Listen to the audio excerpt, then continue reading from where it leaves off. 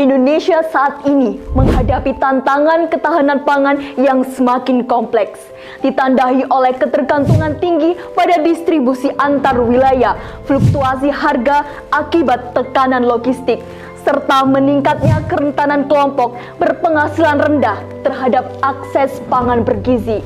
Dalam konteks tersebut, Surabaya sebagai salah satu pusat konsumsi pangan terbesar di Jawa Timur masih sangat bergantung pada pasokan dari daerah lain karena keterbatasan lahan pertanian. Kondisi ini membuat Surabaya sangat sensitif terhadap gangguan distribusi dan kenaikan biaya logistik.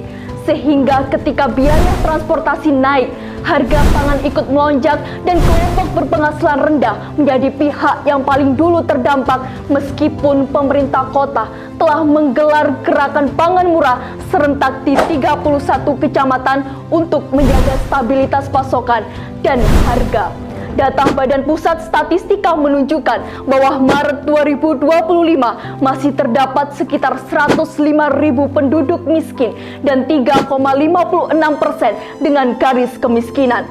Di sisi ini, penelitian kesehatan masyarakat di Surabaya menemukan bahwa prevalensi stunting pada balita masih menyentuh sekitar 30% dengan lebih dari 60% rumah tangga berada dalam kondisi rawan pangan.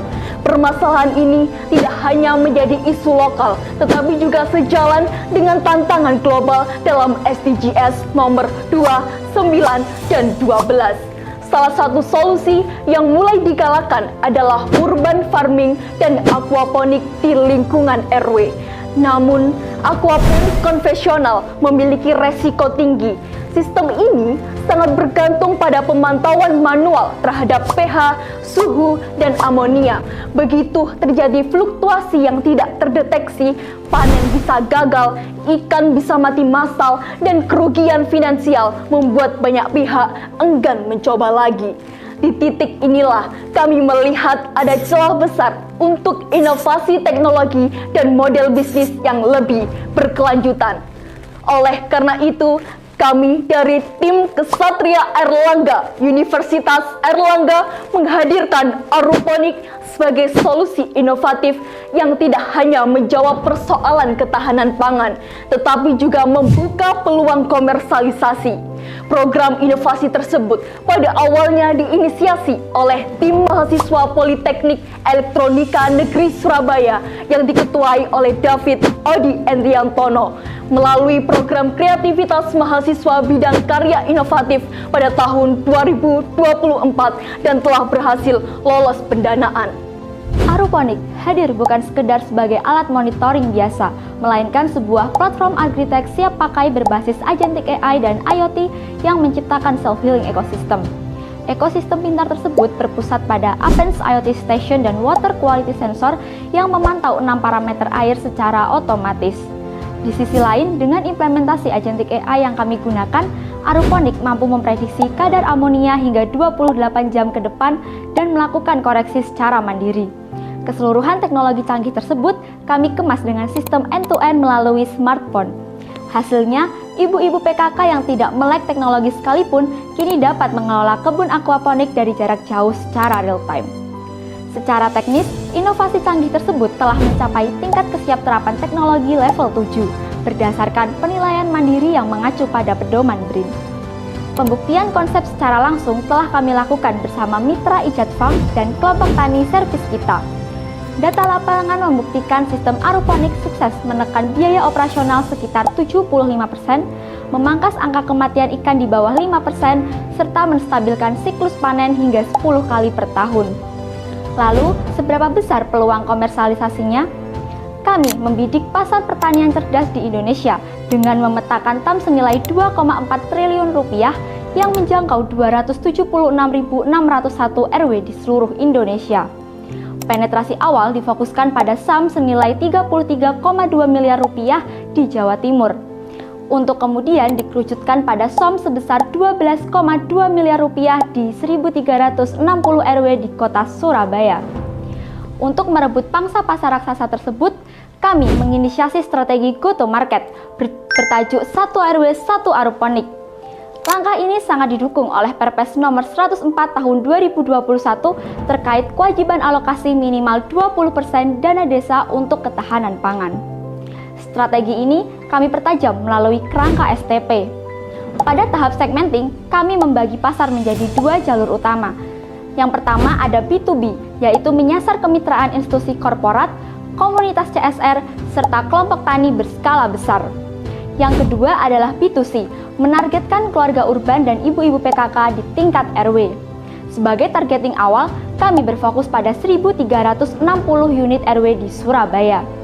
Dengan ini, Aruponik memposisikan diri sebagai pionir urban farming cerdas terotomasi, sebagai ekosistem self-healing yang mampu mendiagnosis dan mengoreksi kualitas air secara otonom. Kemudian, bagaimana kami mengonversi strategi ini menjadi profit? Kami menerapkan bauran pemasaran 4P melalui paket segitiga JOS. Yang pertama, produk. Kami menawarkan perangkat Alpens IoT Station, water quality sensor, smart aquaponic application, serta suplai bibit dan pelatihan teknis. Kemudian yang kedua, price. Kami menggunakan model software as a service dan penyewaan alat senilai Rp800.000 per bulan. Kemudian yang ketiga, sekaligus keempat, place and promotion. Secara digital, kami bergerak melalui official website dan media sosial. Secara fisik, kami melakukan edukasi dengan demonstrasi alat di lingkungan RW untuk meningkatkan literasi teknologi warga. Kami memahami pain point terbesar petani pemula adalah ketakutan produknya tidak laku. Oleh karena itu, hasil panen warga yang terstandarisasi oleh sistem Aruponik akan langsung kami take over untuk kemudian kami distribusikan ke lebih dari 200 jaringan industri, hotel, restoran, dan juga kafe. Artinya, ibu-ibu PKK dan para petani tidak perlu lagi merasa takut rugi karena hasil panennya kami take over dengan harga yang kompetitif. Bila disandingkan dengan kompetitor, Aruponik menerapkan Blue Ocean strategi. Tabel analisis kami membuktikan bahwa mayoritas pemain lain masih berada pada level pemantauan dasar. Sebaliknya, Aruponik menduduki kuadran High Automation dengan fitur prediksi amonia AI, otonom, dan satu keunggulan kami jika dibandingkan dengan kompetitor lainnya yaitu kepastian serapan pasar. Ekosistem kami memastikan setiap potensi kegagalan terdeteksi dan tertangani sejak dini.